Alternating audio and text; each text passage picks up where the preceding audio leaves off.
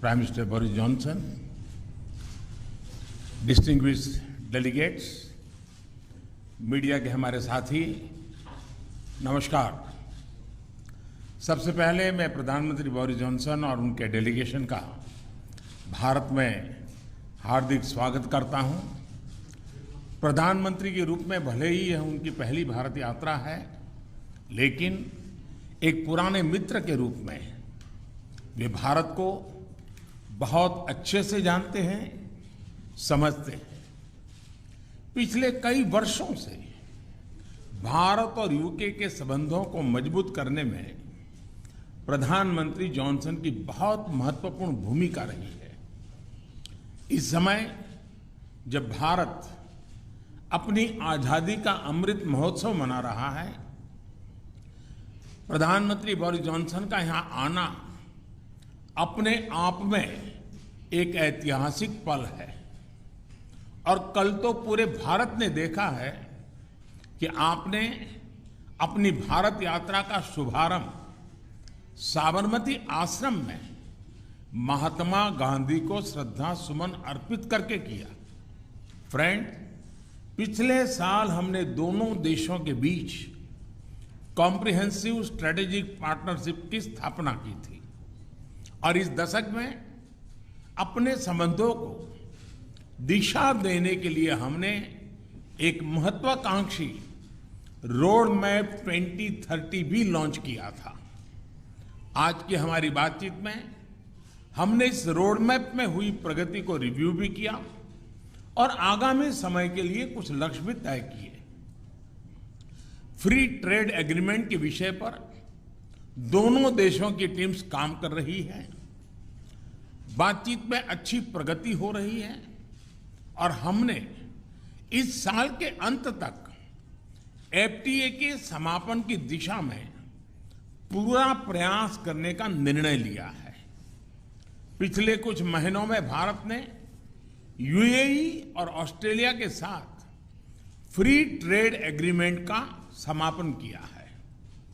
उसी गति, उसी कमिटमेंट के साथ हम यूके के साथ भी एफटीए पर आगे बढ़ना चाहेंगे। हमने रक्षा क्षेत्र में सहयोग बढ़ाने पर भी सहमति व्यक्त की है। रक्षा क्षेत्र में मैन्युफैक्चरिंग, टेक्नोलॉजी, डिजाइन और डेवलपमेंट सभी क्षेत्रों में यूके द्वारा आत्मनिर्भर भारत के समर्थन का हम स्वागत करते हैं।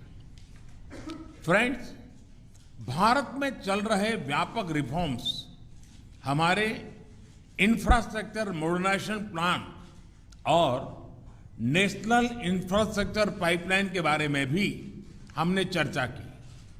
हम यूके की कंपनियों द्वारा भारत में बढ़ते निवेश का स्वागत करते हैं और इसका एक उत्तम उदाहरण हमें कल गुजरात में हालोल में देखने को मिला।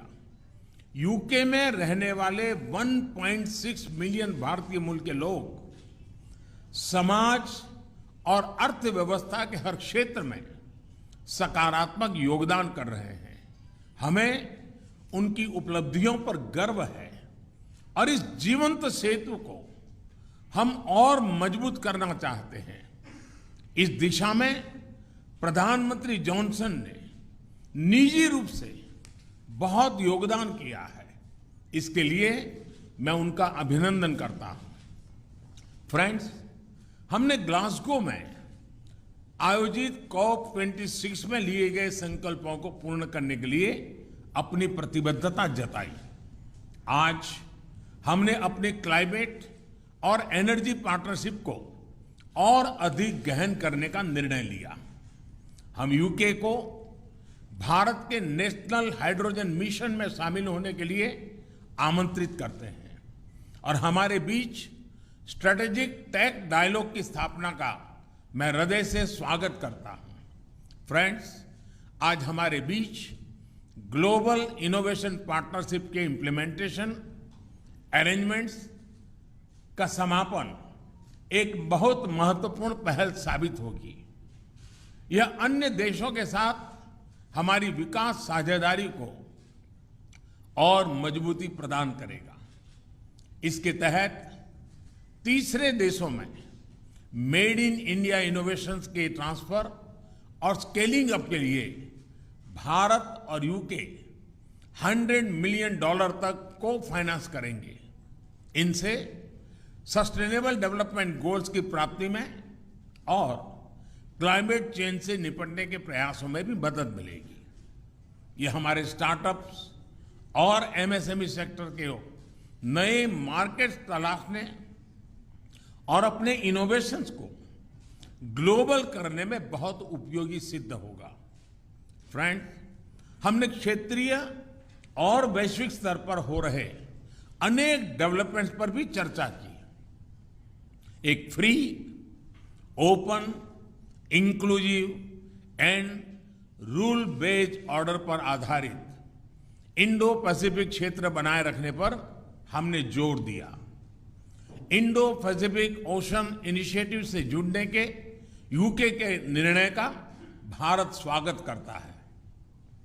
हमने यूक्रेन में तुरंत युद्ध विराम और समस्या के समाधान के लिए डायलॉग और डिप्लोमेसी पर बल दिया।